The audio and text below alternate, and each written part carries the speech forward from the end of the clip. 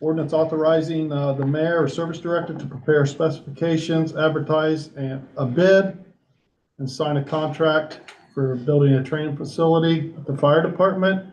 It'll just be up for the first reading. It's going to run its course. Rusty, you want to add anything? I do. The only update I have from the last time we talked about it, since then we've employed the city engineer to help us write the bid spec. So we want to make sure we had everything exactly correct. We're gonna have him help us on that. Josh Kemp will be in, meeting with us and going through those in the next couple of months. Make sure we've got everything done correctly. Water retention and all that. So that one will run its course. The other one, I think this was discussed the other night, is the codified ordinance, chapter 705, about the nonprofit clubs and mechanical machines. I just, for council's sake, I went to all of the animal clubs and the VFW, just to kind of get a list and a total of what was given out. And this is just goes in where they are charged fees. Here, Mark, I got you. And this is a minimal of what they give out. Of course, you know, with the gambling machines, we passed an ordinance where they're paying $300 a machine.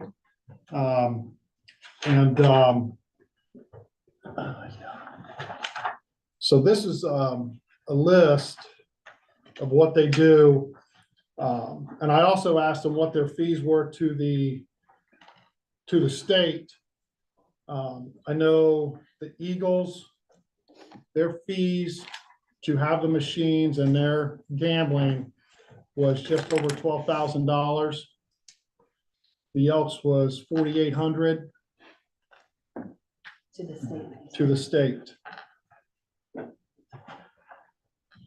The Moose was approximately 13,200. And I'm not sure what the fees were to the VFW because I think they only have like 4 or 5 machines in there. And if you look at what they do, a lot of these clubs, and the reason why I'm bringing this up is because I think we sent out the letter to remind them that their fees were due, and right away I get asked about it. And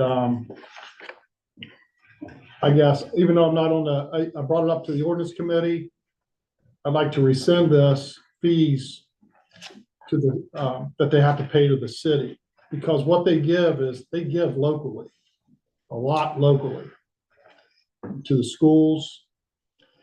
You can see, you know, I'm not going to insult anybody's intelligence. But, you know, everybody can read.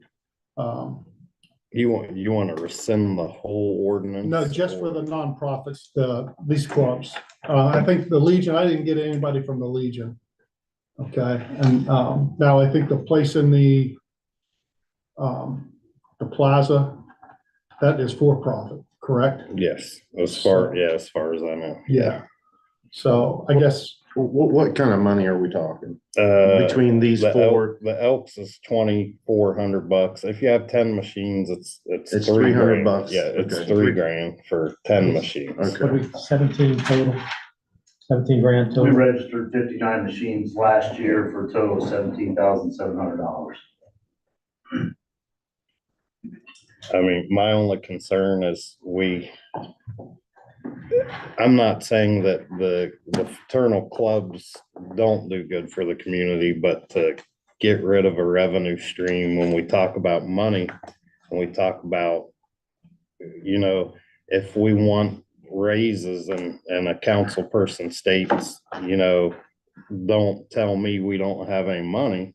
And then when we ask to not have people pay for things and we are getting rid of revenue, it doesn't make it's which way do you want it? Like if we're saying we're going to spend more money, but then we're going to take away revenue, because once you take away revenue, you're never going to get revenue back. And if it's hard to have a rule with two sets of, it's hard to have a law that says this person has to do this and this person doesn't have to do it. So how would a private organization would get around it by saying, we're a 501c3 now. So then it just adds another layer of investigating to say, hey, here's what, you know, how do I get around it so I don't have to pay the money is how I see it. Bob, do you have anything? I mean, what, Well, we and I've talked talked about to this last year Bob, when right. when we amended the ordinance, it's gonna make it difficult for me to go after the for-profit companies, which I don't care if we get rid of the entire ordinance, that's fine. But don't be surprised to see some business open up that has 90 machines in it someday. Right, because it basically takes away if you take away the ordinance completely, it basically makes it lawless you can basically do whatever you want Well, with they them. still would have to comply Right, with Ohio. with Ohio law, right, Newark doesn't charge. okay, Some of the places that we compared our raises to, they don't charge. So they're still getting some revenue. I just look at, you know, I don't see the nonprofits and these, you know, these guys do a lot for the community. That money doesn't come from their bingo money to pay you. That comes out of what little bit of profits that all those clubs make. Is this just 1 year? That's just 1 year. Wow. Yeah, they can't take the fees out of their 501c3 money. It has to come out of their general. General fund. Correct. Can I ask a question? I was told, and this might not be true, but I was told that, that they pay those fees up to us, but then they can go to the person who owns those machines within their facilities and seek reimbursement for the permits, the fees that they have to pay to us. right, and I believe And they that's can get reimbursed for those. every club, So if the they're getting Eagles. reimbursed from, you know, XYZ who owns the machines, you're actually saving that person the money, not necessarily Right, the facility, the club. And you could argue if machines are really owned by another company, those companies are getting paid to put those machines in the Elks and these other facilities. It's just Yeah. that they're giving a piece of the profits to these nonprofits. They're required to by law to give. Are the part of machines owned profits. by companies or the state? I thought Can't see it being any companies, different but I than a don't- It's Keno. got David which is owned by Yost, the it's got the state. Attorney General's stamp right on Yeah, Is this machines only, or is this over the counter sales that they sell? Just Just machines. Just machines. that's what they pay. So this really doesn't, And- for reflection on it. it. Once they reach a certain plateau, then the split is 50-50. They don't make as much profit. Once they have, like in October, well, one club in, June or July hit their plateau and the split was 50-50. So they weren't making as much. They just have to keep giving out money. And it's a 50-50 split, 50 to the state. Then you get your 50%, and then it has to be split again for the nonprofits. right, the last year I sat down with a lodge or, yeah, with whatever you want to refer to. I sat down with one of these organizations and rewrote the ordinance. Which And lodge? it was the Moose Lodge, and they were completely happy with getting rid of the game room license and making it $300 a machine and didn't say anything. So to me, Well, that's a little different now because now they're saying something. I haven't talked to anyone from any other lodge. Once that goes to 50-50, the lodge then has to donate a percentage of that to charity. To charity. Plus what they give. I realize they're paying, I realize the money's coming to the city, it's a revenue service. But I would rather have all of these local things that they're doing rather than just saying, well, here's our 5 charities, and then it goes to the American Cancer Fund where the community doesn't give any benefits. I mean, it's like saying I gave blood, so I should be able to drive 150 miles an hour down No, it's Chestnut not, I'm not Street. saying that at all. I'm talking about the revenue sharing that we're trying to do. You know, What was the change from last year? Does anybody remember? the gambling, the arcade room fee of $1,500 was erased. And the machines went from $250 to $300 a machine. So we took away 1,500 and had just raised each machine $50. Yeah, You said the Eagles recoup their money. That's what you said, that's what I was told by the Eagles, that they were submitting theirs to the owners of the machine to get reimbursed for their fees, and they never came back and said they didn't. So I offered to provide them any documentation they needed if they couldn't, and they never showed back up. I think we need to look into that a little bit further before we. These are not numbers, to me. These not, I mean, these are, there's a lot of disparity between the clubs here and what they're bringing in. This doesn't make, I see the Eagles at, 12K and then the Elks at 48, there's a difference in, I don't go into the club, so I don't know how many machines you're talking about, so there's a lot of difference. Only have in, 10. The incomes here. Is some of it, like I say, a lot of it's what, over the so counter is stuff. the I spread I watch this, I mean, I've been from around here to years. here, is that just I think a lot of money wins. number, or it's the actual volume of money? Evidently So, their members play those a lot more than the right, Elks. okay, right, because you can have 10, right, They've just got 1,000 more people playing than, right, 50 so their people. dollar amount, right, It's their gonna be percentage higher. is up, Yeah, right? okay. That's- Okay, Yeah, I mean, And I don't know how it ended up. Last year, I was told the Elks submitted that money to the owners and didn't they get said they it. weren't gonna pay it. Or maybe they did. Mhm. The last I knew, they said they weren't gonna pay it.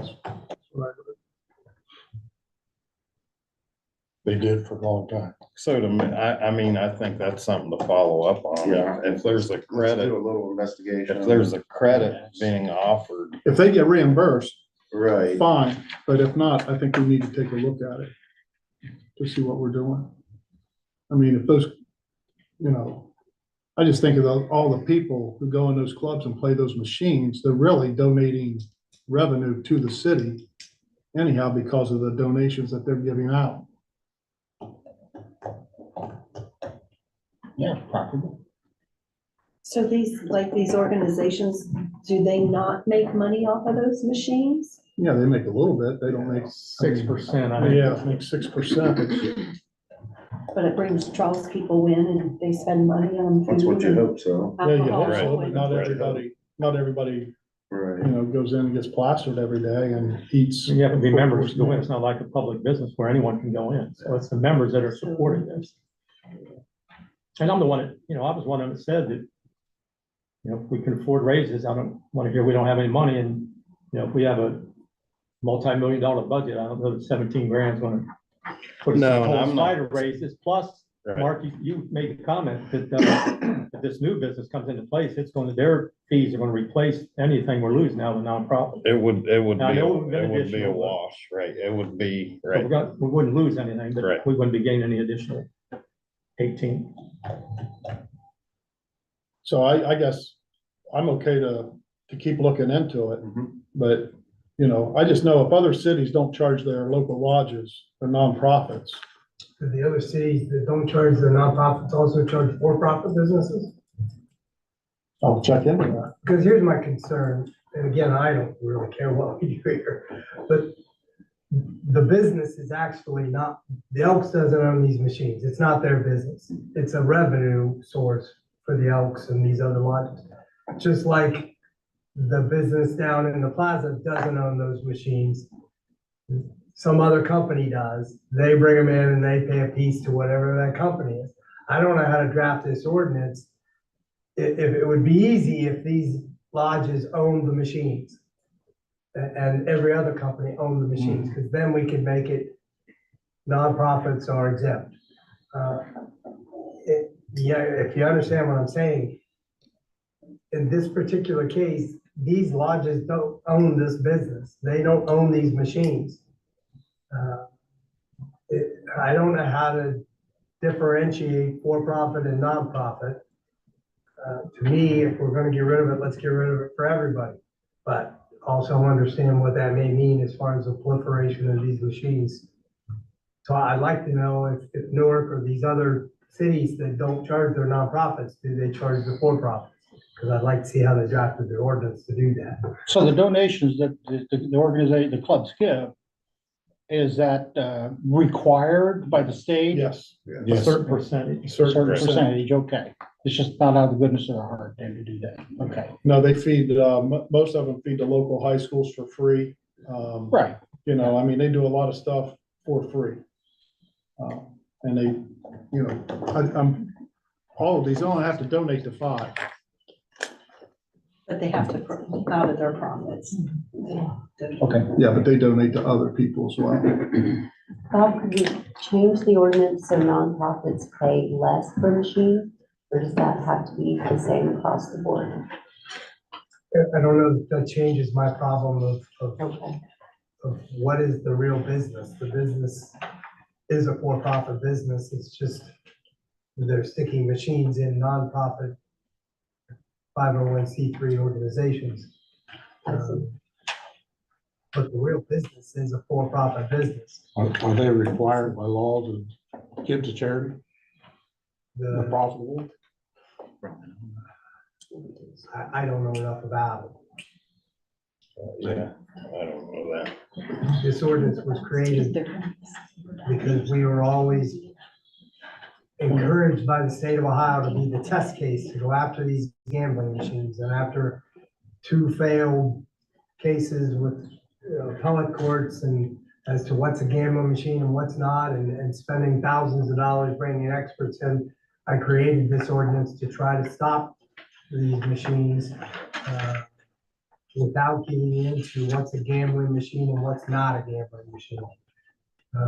And it worked for a while. And then companies just decided to pay.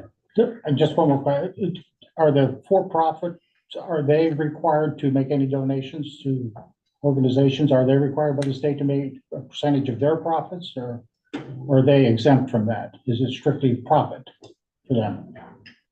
I don't know. I don't know the answer. So I guess I'll look into it. If we look at Newark's ordinance and they just don't charge anybody, then I think that's the way you ought to go if that's city council's decision to get rid of these fees, rather than just try to exclude nonprofits. Sure. Any other discussion on that? Okay, resolution 124, that was brought up. We're gonna put it on the next one. I'm pulling that from the agenda, put it on the next one.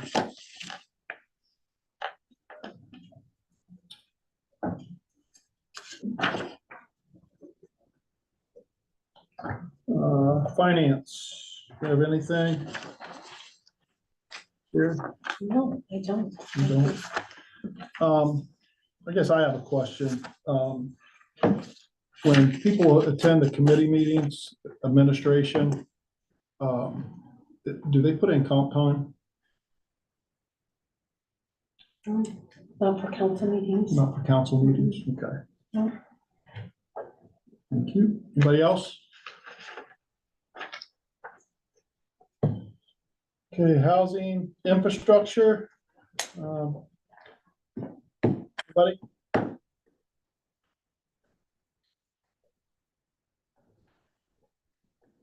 Okay, let's see here. Safety services.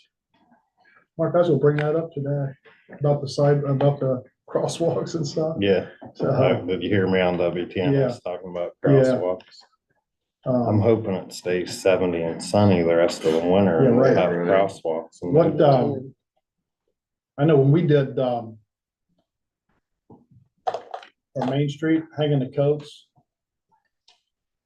Had a couple kids about getting blasted. I've never And they been were in the anywhere. Yeah, and I don't know, I mean, even clear crosswalks painted, I have no idea why.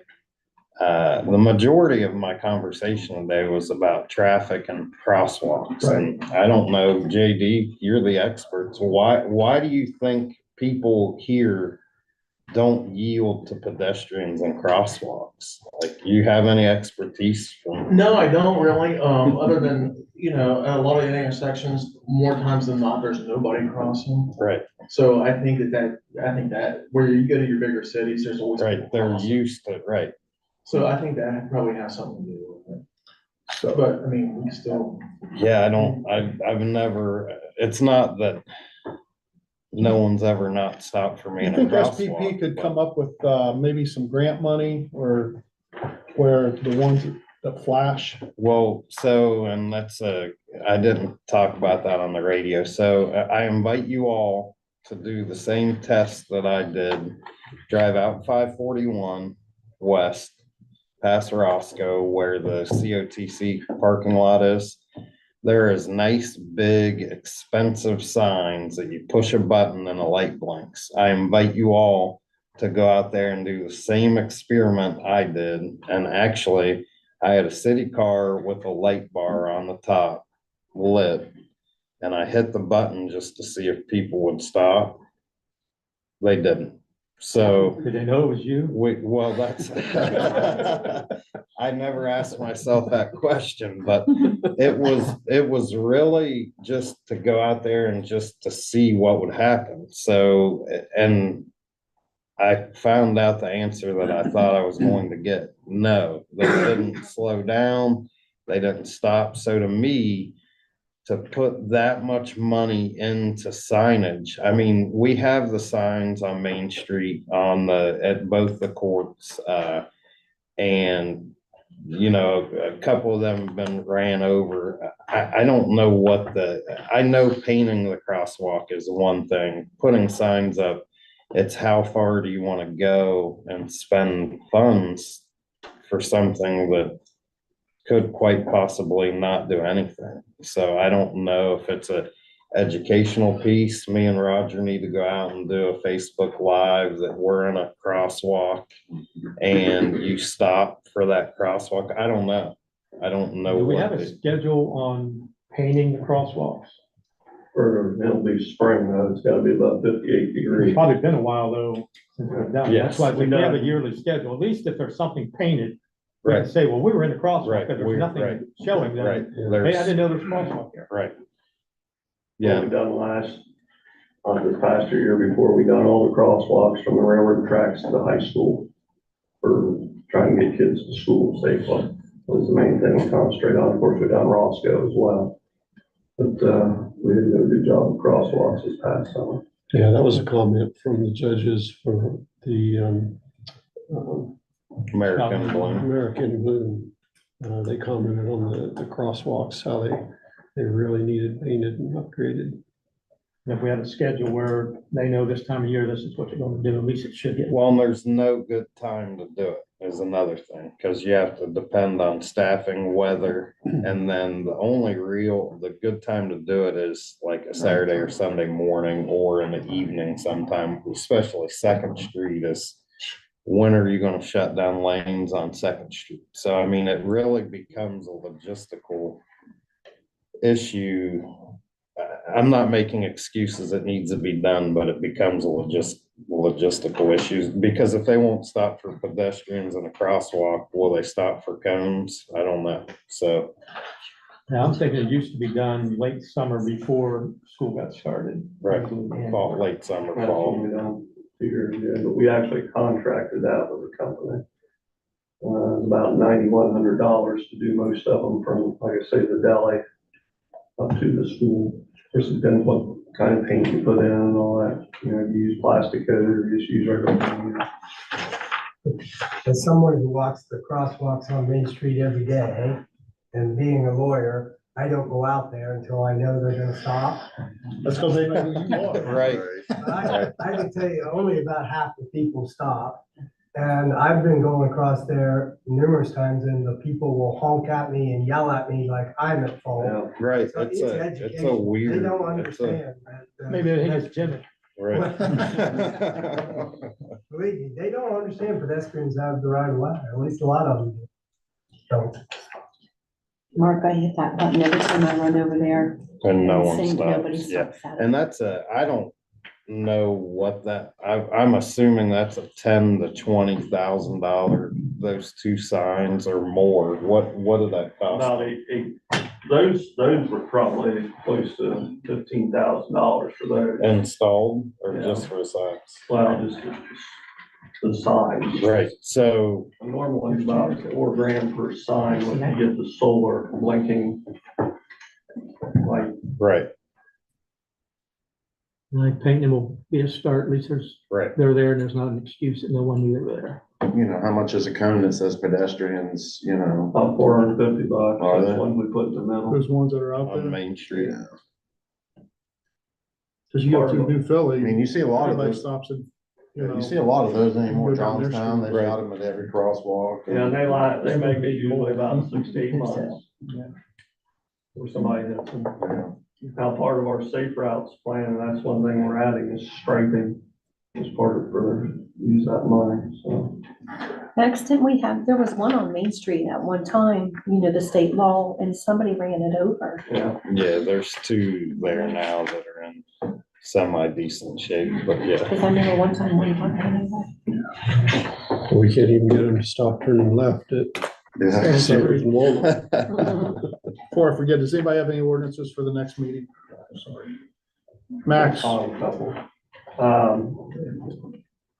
We're probably gonna, the next meeting, there'll be an ordinance that will get written up, looks like we're going to be buying a property at 1806 Chestnut Street as part of the Chestnut Street water line replacement. Dave, you want to talk any more about that? Yes, it actually will probably result in a cost savings. We don't really have a dedicated right of way to the reservoir. So this would give us access through 1806 to the reservoir. It'll also reduce the piping around by about 300 feet. And, you know, with that piping installed between $200 and $400 a foot, there's some good cost savings. We won't impact the church then. The other issue have the existing 12-inch line where we think it's at, where they would have to go, is we don't know exactly where it's at. It's so deep, we're having trouble locating it. And we don't want to start digging up through there, then hit that. So this would get it out of that area. And overall, it's long-term the right answer, because then it gives us a city-owned property right away to that reservoir. Is it vacant ground? No, it's a house that we will demolish at 1806. What are you looking at dollar-wise then? In the 75 range, and it'll have to come out of the water fund. Is there someone living there? Yes, Is it a rental? he's owner occupied, and he's agreed to sell contingent upon approval of this group here. And I said, you know, we're not gonna do anything till we get approval from this group, but he has verbally suggested he can work with that. Are you talking 75 all in or 75 just for the property? 75 just for the property. The demo I can do as part of the grant process, but I can't just buy the land. I can, but it would slow it down another year. We don't want to do that.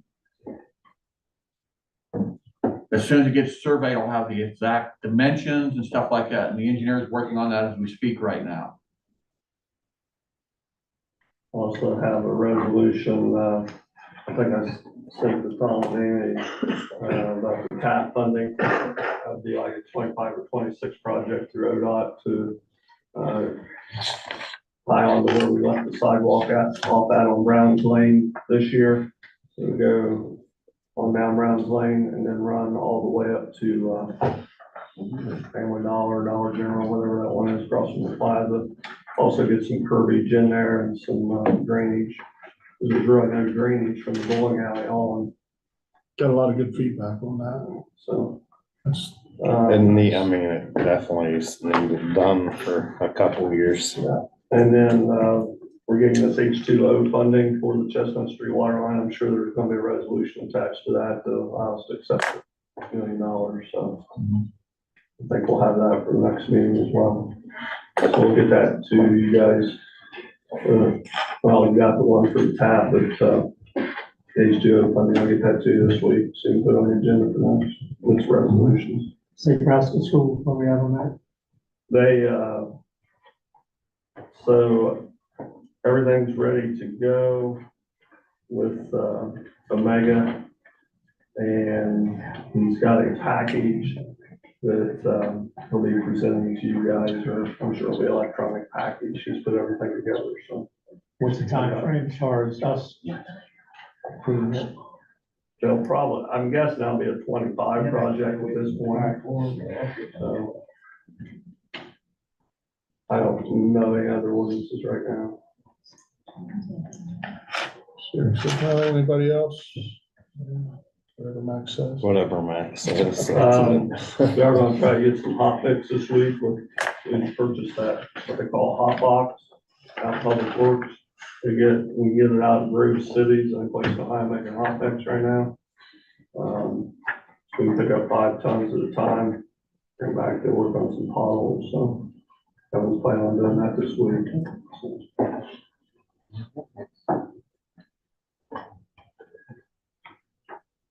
Anybody else? Before we get to Parks and Rec, I know Michelle has something for us. The terrible A word, annexation. So hopefully in the future, we're looking at that. Dave, are we looking at any projects for infrastructure to get people in our city, within our city limits that don't have sewer, to finally get sewer? Are we doing anything about that? Right now, what I'm looking at for 24, no additional sewer for the people like down at the valley and stuff like that, the projects we've got teed up. They are on the list, we're aware of that. So we're trying to get some grant funding to do some wastewater upgrades. That are critically needed, but not in 24 do we look at bringing anybody else on from an annexation or sewer capacity increase in the valley. Okay. Michelle? Right. So I was, Michelle's now the chairperson of the Parks and Rec Parks and Rec. TV show. So fun.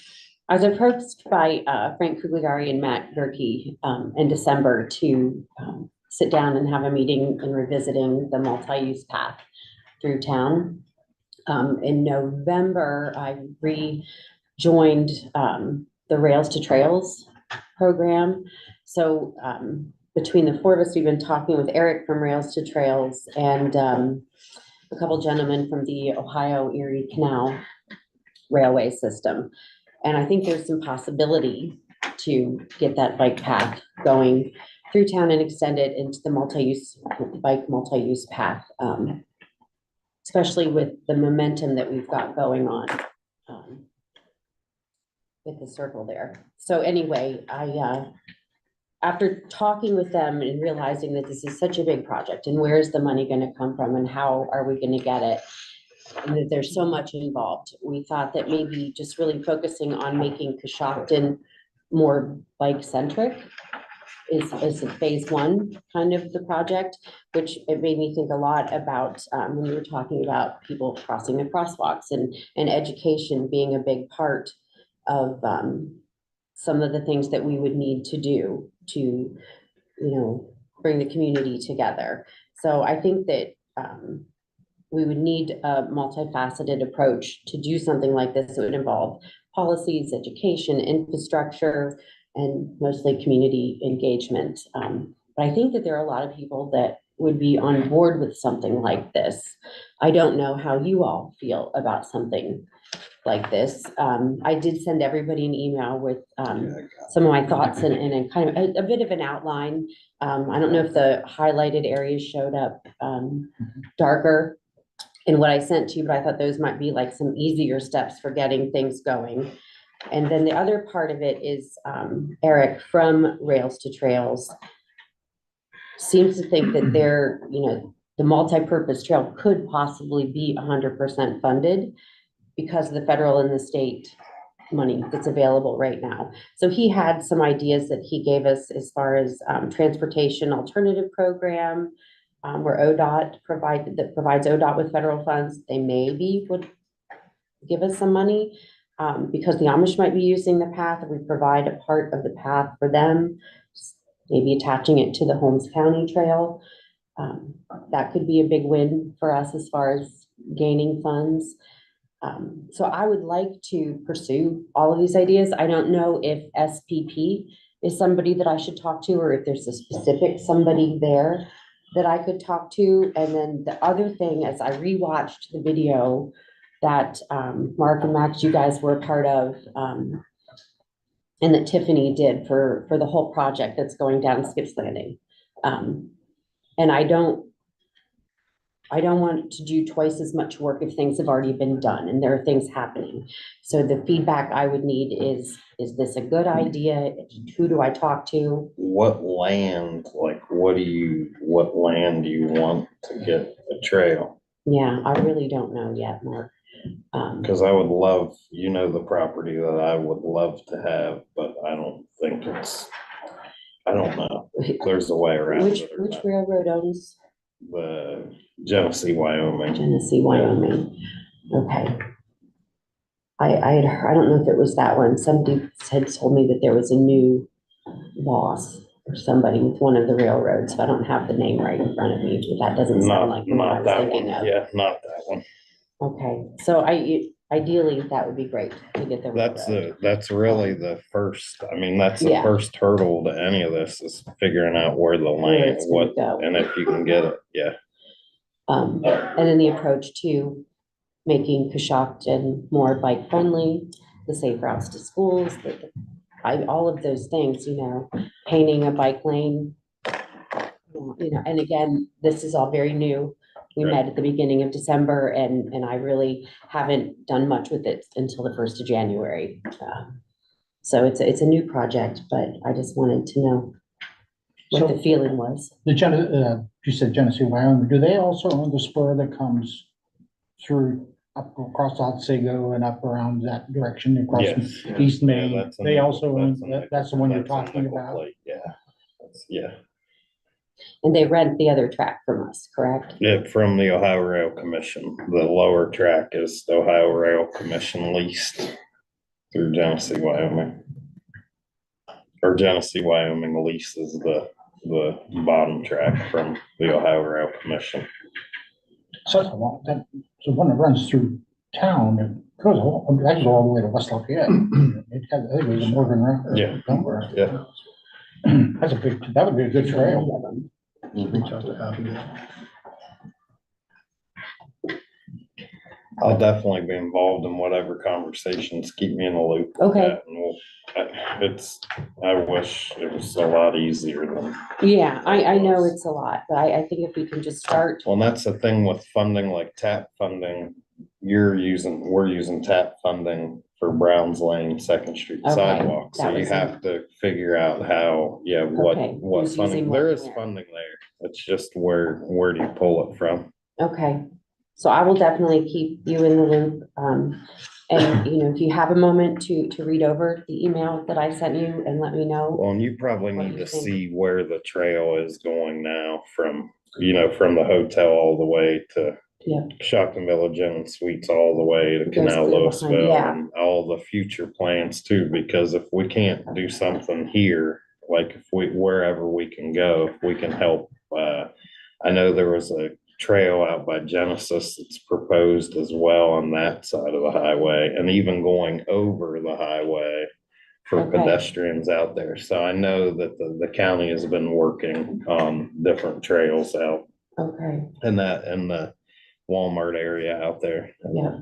Yeah. Okay, well, I'll see what other information I can find, and Frank and Matt and I have a meeting on February 9th with two of the gentlemen from the Ohio Erie Canal Railway. And I think I've met with, Yeah. there's one guy's named John. Yeah. I met with the director at one point. So yeah, whatever, I'll be involved in any of that. Okay. And definitely the county needs looped into on just overall plans and Okay, kind of sure. what we have, what the county has going now, so. Okay. And then, as you read over those ideas for making Coshocton more bike centric, if some of them seem like, no, we can't really do that, that's not feasible, or maybe this is a different idea, please let me know so I can make sure that that's something that we can actually move forward with instead of just words on paper. Yeah, thank you all for the time. Thank you. Anybody else have anything? Roger? I just want to, there's some discussion about what constitutes a open meeting that we need to publicize. So I just wanted to hand out to the council members Things I have. You know, President Hilgerberg and I have to go through Sunshine Law training, ethics training, Public Records Act training yearly. And, you know, having been involved in board meetings for close to 40 years, it's always been my understanding, and that my understanding has also been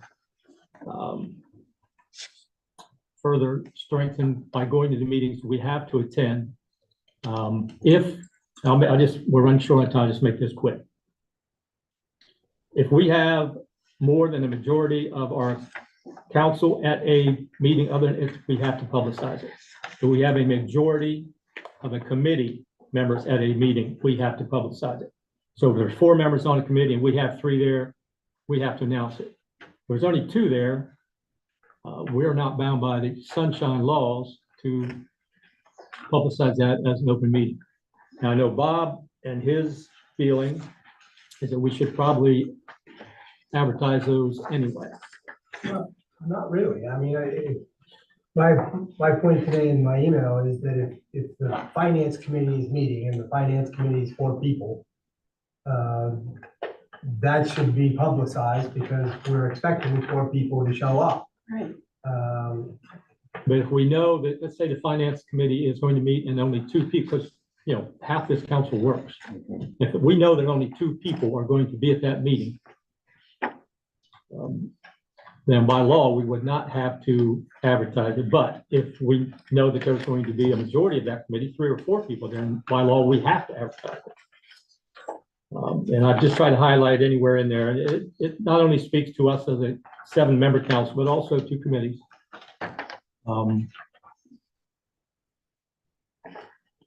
I guess, Bob, my question is, if, let's say that the ordinance committee were to meet with Mark or Max or whoever, is it Amy's responsibility to advertise that? And if so, who needs to tell her that? Would be whoever wants to call the meeting, lets her know, or?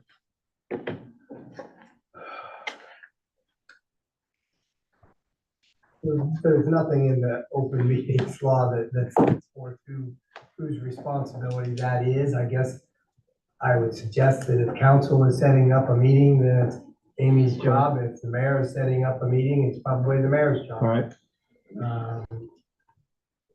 But what we don't want to do is try to circumvent the Open Meetings Act by saying, okay, only 2 of us are going to show up, and we'll fill you in later as to what was said.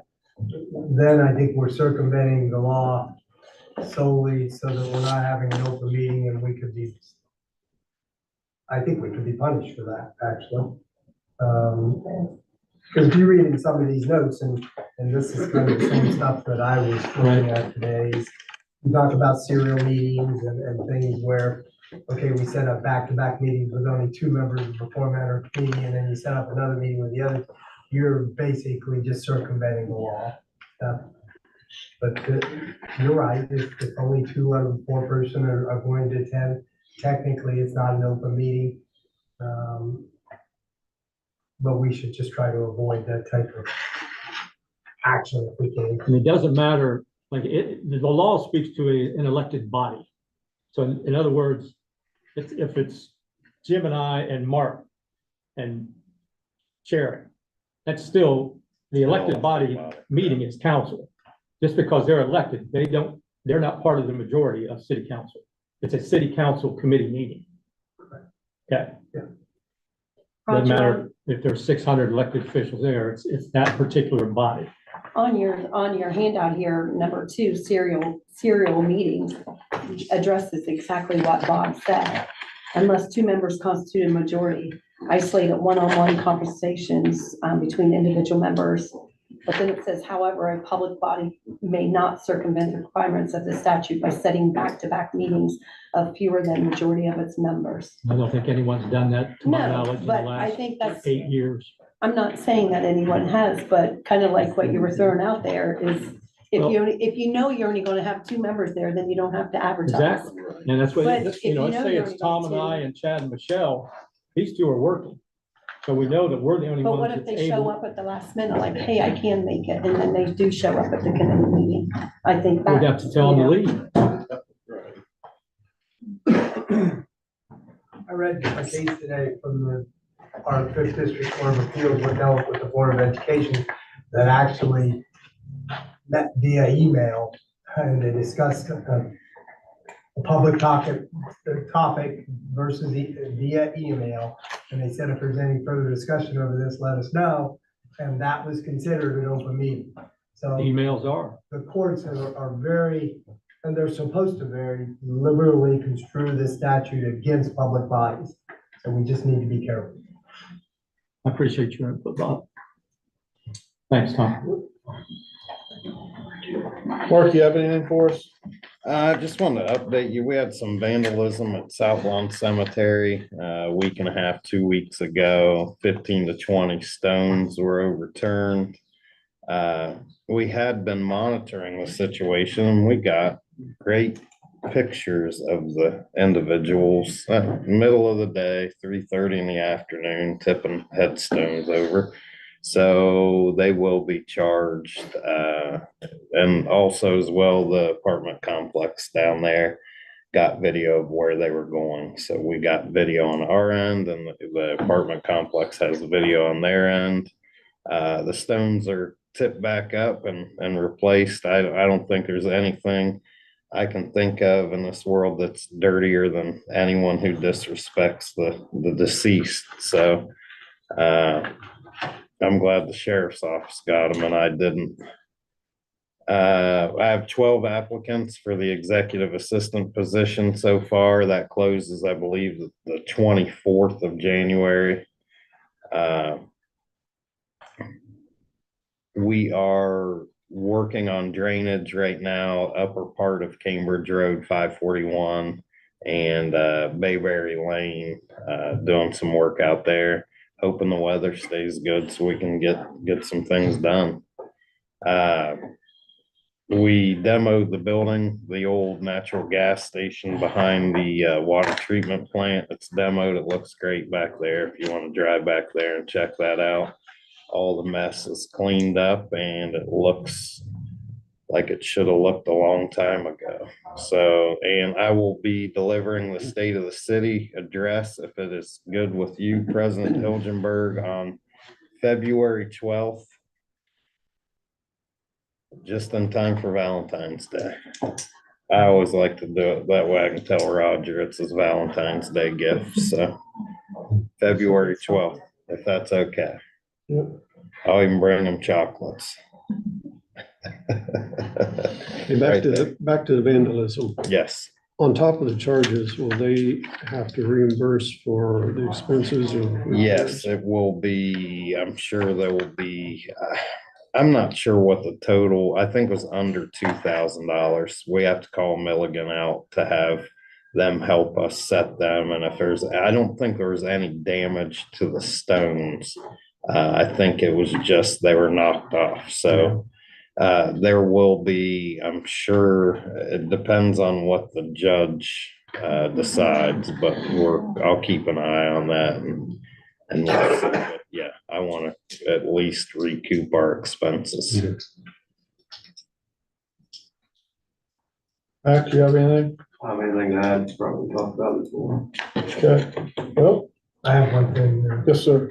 January 17th, there'll be a hearing in municipal court regarding the Dedman properties. We invite all city council if you can attend. I don't have the exact time right now, but I can provide it to you. So you know. Yeah. Did you say the 17th? Yes. And I think it would help if we get as many city council as well as administration there to see what I'm dealing with. Okay. See everybody in council in about 5 minutes. Hey, guys, with the open When's the laws bids and so open on forth, Mission Day? is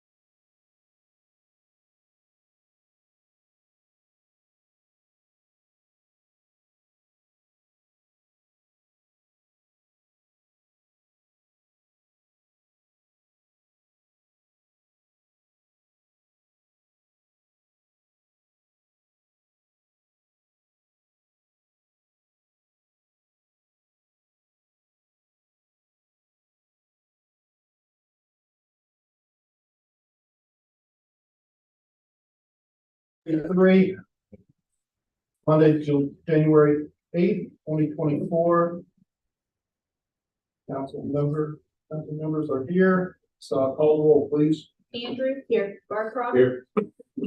Johnson. Here. Price. Here. Moore. Here. Turner. Here. Stand for the pledge and stand for the invocation.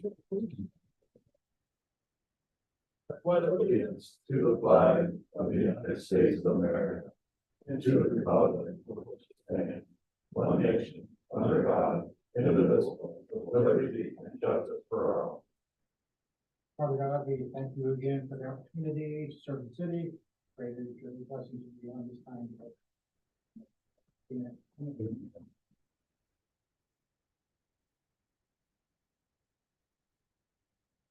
Council email the minutes from the December 11th, 2023 council meeting. Any questions or comments? If not, Make a motion, the minute be accepted. Second. Councilman Moore, call the roll, please. Andrew. Yes. Barcroft. Yes. Gross. Yes. Johnson. Yes. Price. Yes. Moore. Yes. Turner. Yes.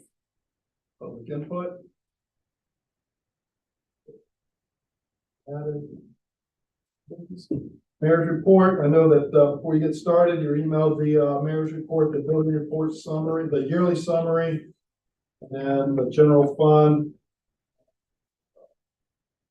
New residential allocation, new commercial. So, Mayor, you have anything to add?